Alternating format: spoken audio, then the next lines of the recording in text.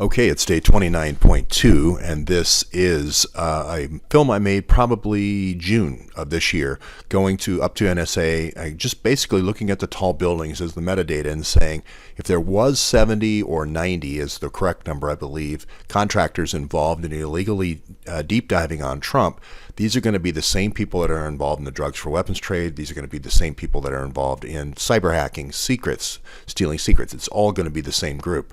So I went up there. I've gone up there a couple of times. Here's another trip more recently, I think, up to Booz Allen and so forth. Also Key W, made a lot of trips actually up there. And if you recall, going back to December 3rd, I was talking about other locations as well for NSA, which was especially for CENTCOM, which was down in this place called Sweet Tea in Fort Gordon in Georgia. And of course, we had our reality winner here. But she was up here before. She had left up here in NSA up here to go down there. Of course, I think she went down to take her spying down there as well.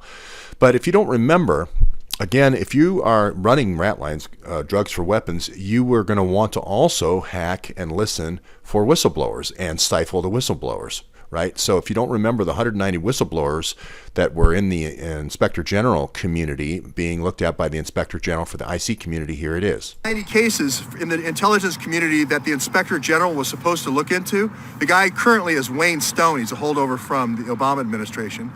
They only investigated, even looked into 61 cases. Of each one of those, they actually went to some kind of board where they reviewed the evidence. I think in about 19 or 20, or actually it was only about four cases. Four cases. And then one case got through and won. And I was looking at Task Force there thinking, is that one case Robin Gritz? Because I knew she knew Task Force really well. Again, I can't comment anything on Robin, and I don't know if she's the one DIA case that made it through or not. She's in litigation. So anyway, I've talked a lot about the different leakers, not just Foe there, but also this Harold Martin, who seemed to be very interested in being a pilot. I went to his house and so forth, and went to the different places near Lockheed Martin, or the old Martin Aircraft Company up in Middle River, Maryland. So we've done a lot of NSA stuff, and I even went to the Cryptology Museum earlier that year, May of 2017. If you don't remember, that's where the G4S guy, the NSA guys were nice, but the G4S guy squared off. I mean, there was about 10. And he was going to kill me. So I didn't take the film there. But what I was trying to do was get to the fact that these people that were running the drugs for weapons on Capitol Hill were going up there and somehow getting deep dive information from NSA, either through Natalia Sova, if she had an MI6 type credential, or Imran, if he had a G4S credential, or something like that. So, or PAC ISI.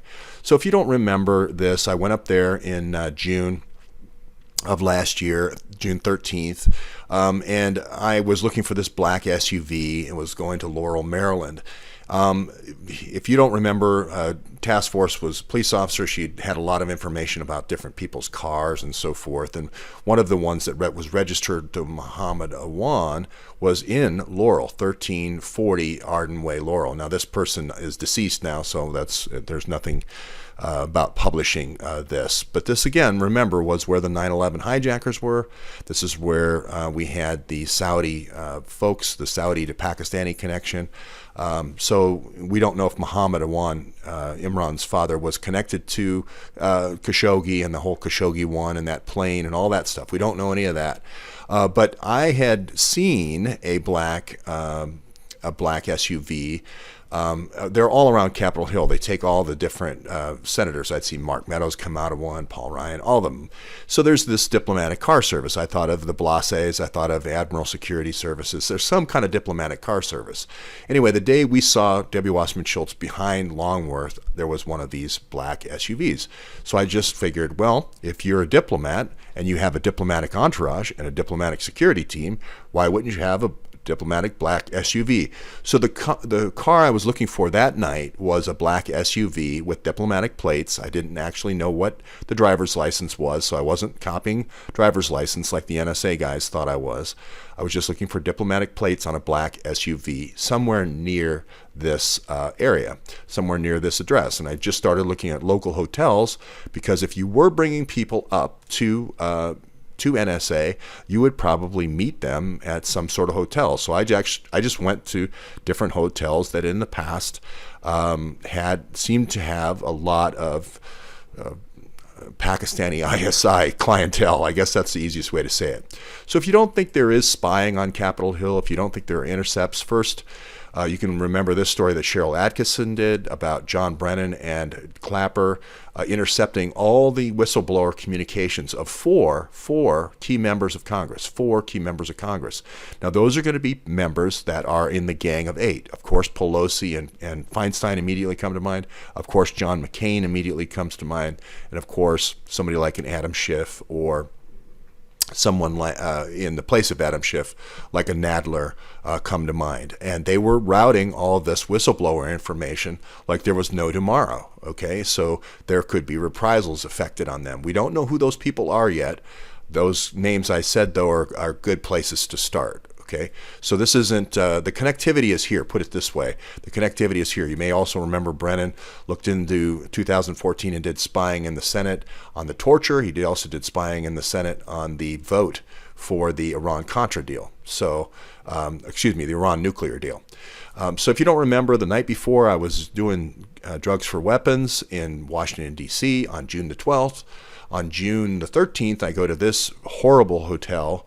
Again, I'm going to hotels that I figure that the clientele that are coming up from Washington, D.C. or Baltimore, or wherever these drugs for weapons characters are, again, diplomatic entourage, not necessarily the diplomats, okay? The people who are the hangers-on. The hangers-on in the entourage are the ones running the drugs, not the diplomats, right? So, again, just looking in different parking lots for the black SUV. After I drop the diplomat off, hopefully you'll park the SUV, and I did not find it there. But I was treated horribly at this place, and it was very suspicious right from the first get-go. Of course, I have a witness there that saw folks, But here we are. This is where that location was for Mohammed Awan. Remember, that's one of the IDs that's in the black bag of Imran Awan. So it's very likely that one of those IDs was used to get into NSA.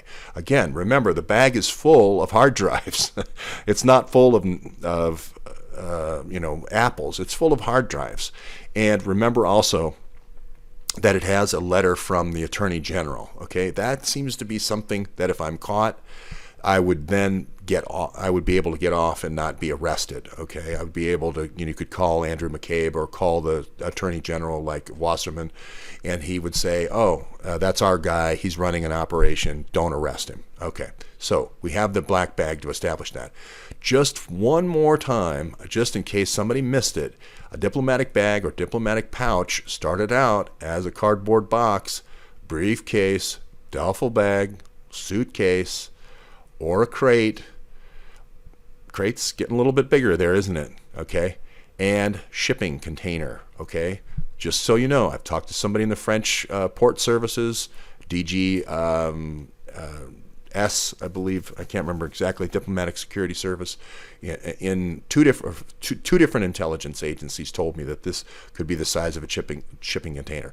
So what I want to do is I want my entourage to be shipping the bad stuff, the crates and so forth. Okay, so now here enter Imelda Marcos, right? The queen of the Philippines, and now Jack Abramoff. We already know Jack Abramoff is doing cosmetic surgeries, right, for the Seahawks, so he can put in as many Seahawks as he can into the United States. We know that Imelda Marcos is arrested, and somebody comes up, a gal by the name of Doris Duke comes up with $5 million to bail her out. We know that this Marcos, right, gets another $5 million by who? Adnan Khashoggi to bail him out. Is it drugs for weapons, folks? Yes, it's drugs for weapons. It's only separated because it's drugs on one side, it's weapons on the other. Okay, and if you don't remember, there was a movie done by Kevin Spacey called. I guess it's For the Greater Good. I thought it was a different name than I thought it was Capital Punishment. Oh, The Untold Story. Well, anyway, doesn't matter. You get the idea. You have an entourage that carries the drugs for you, okay? And they have diplomatic immunity. You get the idea. Now, I won't mention the generals here. I'm not saying Odierno, this chief of staff for the Army, I'm not saying he's involved in flying with Saudi Arabian Airlines, a particular person that's in the news recently. I'm just saying, if you wanted also to compromise someone, you could compromise the entourage for these generals. These generals can pick up to 50 people as translators that they can get in the country, carte blanche. So you could have also generals, or if you were in the Navy, in diplomatic security services, and you were admiral security services, you could get those people in the country. Just putting it out there. I'm not saying he's associated closely with a 68-year-old Saudi pilot. Okay, so here is the two girls that were killed. And it turns out now that ABC now also produced a very fuzzy old picture. Now, again, this is almost a week after their disappearance, and it's almost 2 weeks after they were last seen. Again, anytime I see this kind of state support where people are not trying to help, where they're trying to deliberately cover up, I immediately go toward it. I move toward it. I say that is critical metadata. And it just seems to line up with Khashoggi, and Khashoggi being disappearing. Again, we have no metadata that shows Khashoggi was cut up. We have none. Were these girls who were here 2 weeks and then trying to get asylum, did they not want to be in the Khashoggi harem? Did they not want to be in the Wuhan kept home? We don't know. We don't have any idea. But again, the cover-up, I immediately go in the direction of the cover-up, right? So if you don't remember Doris Duke, there she is. Again, she's from, guess where? The Dukes. She's from Newport, Rhode Island. Did she have a yacht? We don't know yet, but she definitely is from Newport. We definitely know that her father is and her were horticulturists, as well as Nellie Orr's father. So did they know each other? We don't know. I'm guessing yes. If they're both outstanding horticulturists living in Newport, I'm guessing they knew each other. Again, a potential connection, but remember, she's paying a $5 million bail. She's paying a $5 million bail for Imelda Marcos. Jack Abramoff's buying her a pair of shoes for every SAOC coming in the country, just so you can keep the connection straight, right? You don't pay $5 million bail, right? You don't pay $5 million bail just because you want to preserve somebody's shoes. You usually do it because they're a business partner, right? Usually do it because they're a business partner. Again, we'll get back to Doris Duke. Are those the Dukes in our story? Are those the drug runners or our Dukes? We don't know. We don't know. But here we go again.